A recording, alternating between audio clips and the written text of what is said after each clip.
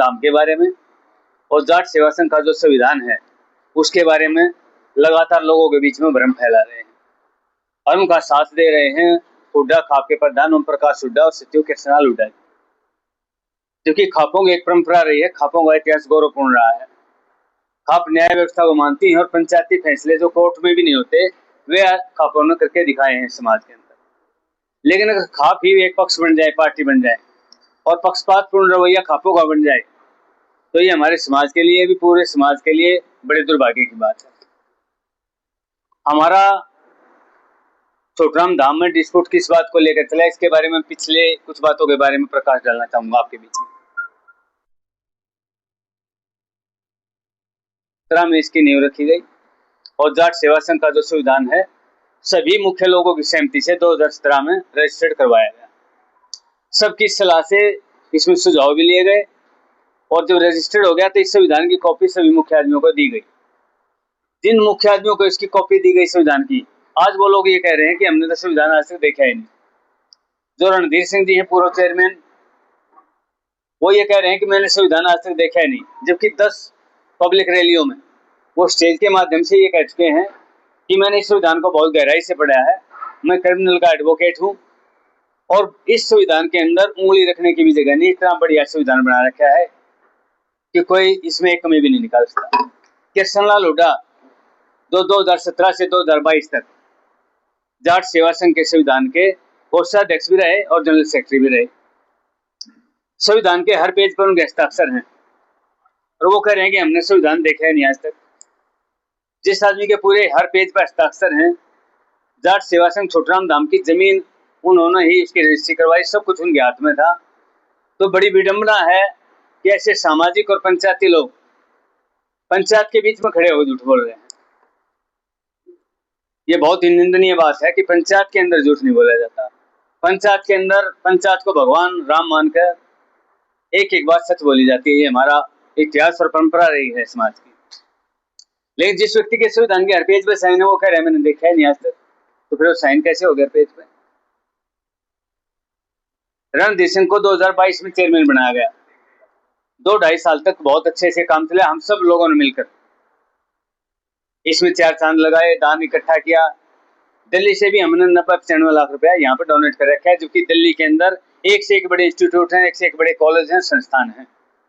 जब हम दिल्ली के लोगों के पास दान लेने के लिए जाते थे वो कहते थे कि हमारा 10 में से क्या मतलब है, सारे देश के लोग दिल्ली में पढ़ने आते हैं, हम वहाँ क्या करने जाएंगे। उसके बावजूद भी लोगों ने डोनेट किया और ये विरोध करते हैं कि दिल्ली से 8 ट्रस्टी बना दिए। दिल्ली का जो हक है 15 ट्रस्टी का है। संविधान में एक नियम है कि हर प्रदेश से 15 ट्रस्टी बनाए जाते हैं, एक जिले से एक ट्रस्टी और एक प्रदेश से 15 से ज्यादा ट्रस्टी नहीं बनते।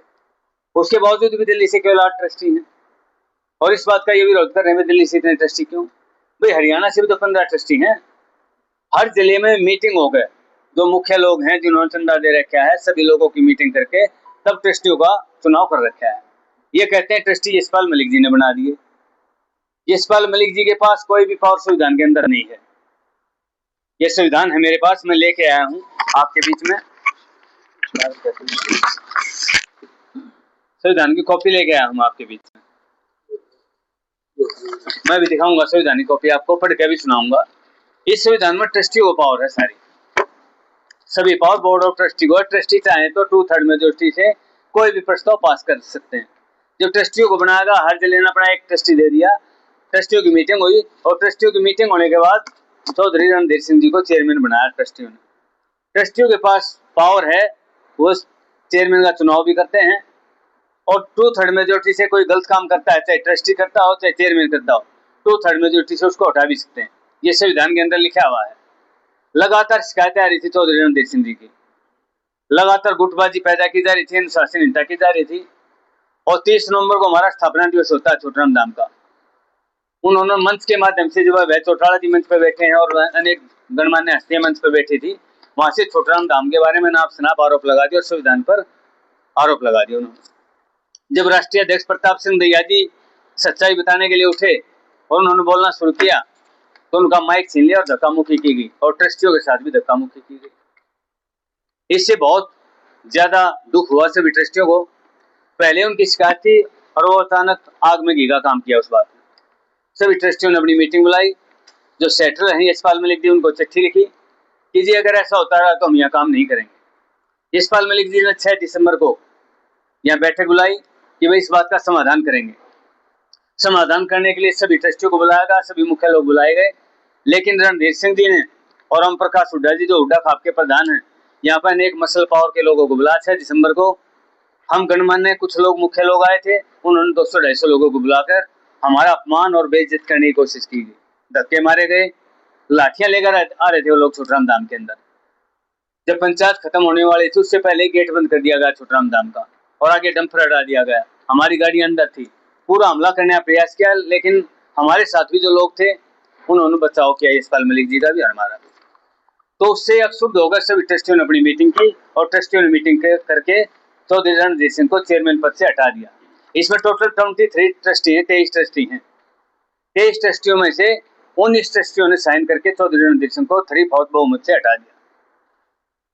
हटाने के बाद वे कोर्ट चले गए, नहीं हटाने के बाद वे हुड्डा खाप के पास गए, हुड्डा खाप प्रधान के पास गए कि हमारे साथ ऐसे कर दिया और आप लोगों की जुडिशरी में ये मामला आता है, आप हमें न्याय दिलाओ।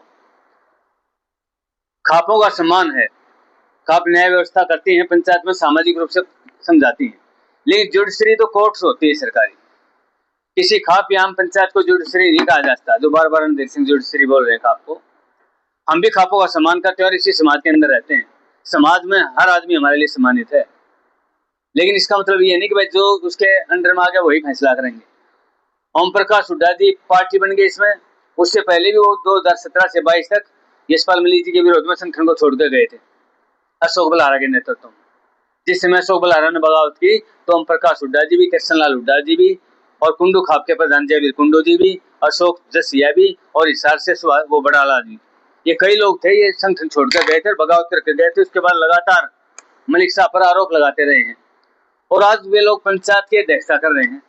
जो लोग इसमें पार्टी बने हुए हैं उनका पक्ष ले रहे हैं लगातार, वो पंचायत का क्या फैसला करते हैं और उनके पंचायती फैसले पर हम क्या विश्वास करें। जब पंचायत की अध्यक्षता वो कर रहे हैं तो हम उस पंचायत में किस लिए आए।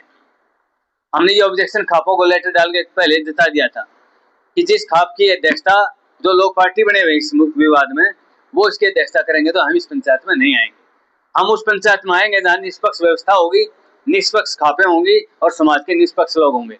हम आएंगे और सारी बातें उसके बीच में बताएंगे। लेकिन 7 मार्च को छोटराम धाम पर एक बड़ी महापंचायत होती है और उसमें एक तरफा बात सुनी जाती है पंचायतों द्वारा और अनेक आरोप चौधरी यशपाल मलिक पे ट्रस्ट के संविधान पर लगाए जाते हैं। उसके लिए हमने आज ये प्रेस वार्ता बुलाई है। कारण क्या है? क्योंकि एक आदमी आता है, बढ़ता है, वही आदमी बढ़ाते हैं, उसके बाद जो कोई बगावत कर देता है, दूसरा बढ़ता है, फिर वही आदमी बढ़ाते हैं, फिर वही बगावत बढ़ाने वाले भी ऐसे। और आपने कहा कि सेंटर को लेकर ही विवाद है, तो इस पब्लिक सेक्टर को लेकर ही विवाद है। आम लोगों द्वारा चंदा दिया हुआ है, आम लोगों के पैसे हैं, बिल्कुल। ऐसी चीजें देखिए, ये छोटराम धाम समाज के पैसे से ही बन रहा है और पूरे समाज का इस पर हक है। केवल हरियाणा नहीं, ये पूरे उत्तर भारत और पूरे इंटरनेशनल संविधान ये संस्थान बनेगा। इसमें सभी लोगों के पैसे से ये काम हो रहा है और सभी लोगों का इस पर हक है। जैसे कि आप बात कर रहे हैं कि पहले वो बगावत कर गए थे, रणधीर सिंह बगावत कर गए हैं। समाज के लोगों में चौधर की लड़ाई है। जो आदमी यहाँ आ जाता है उसको ईमानदारी से बिठाया जाता है काम करने के लिए, वो ये समझ लेता है अब इस कुर्सी को खाली नहीं करना है, उस कुर्सी पे कब्जा करना चाहता है आदमी।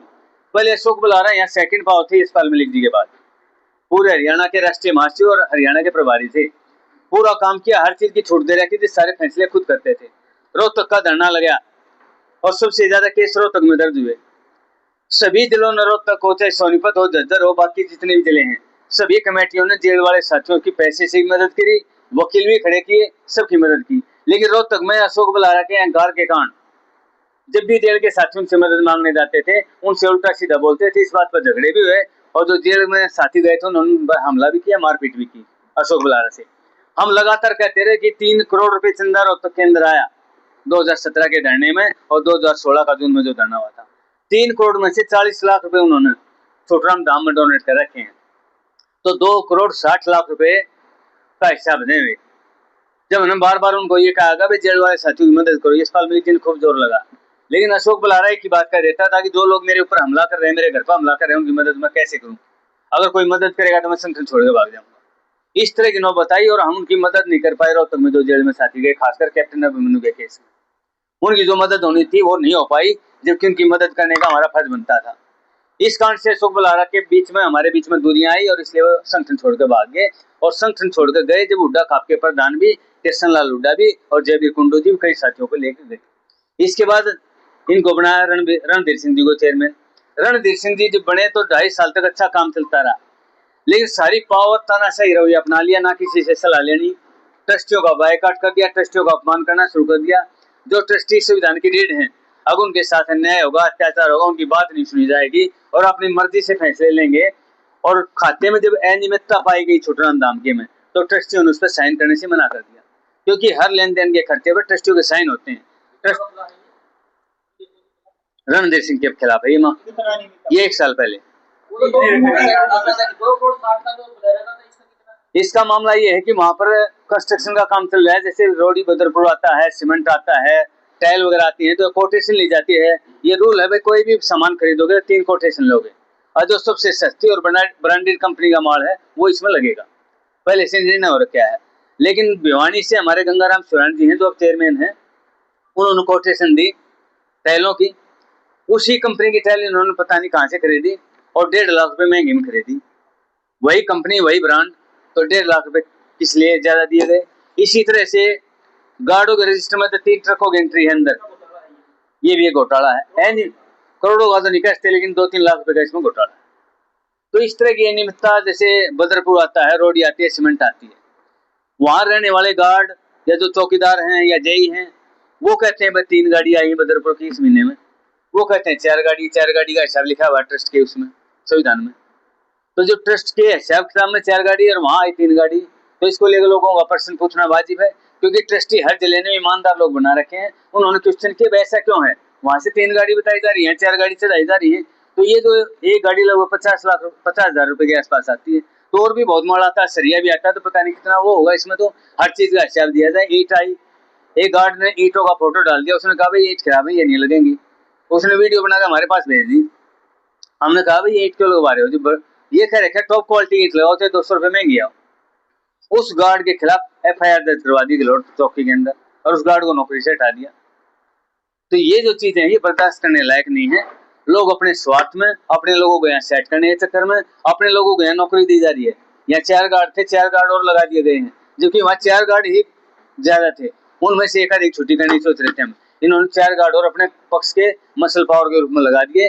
अब उसका पैसा तो लोगों की खून पसीने की कमाई से जा रहा है। इसी बात का विरोध है हमें, और इसी बात का अपने जो को करते हैं उनको ढकने के लिए उन्होंने संविधान पर आरोप लगा दिया कि जाट सेवा संघ का जो संविधान है ये गलत है।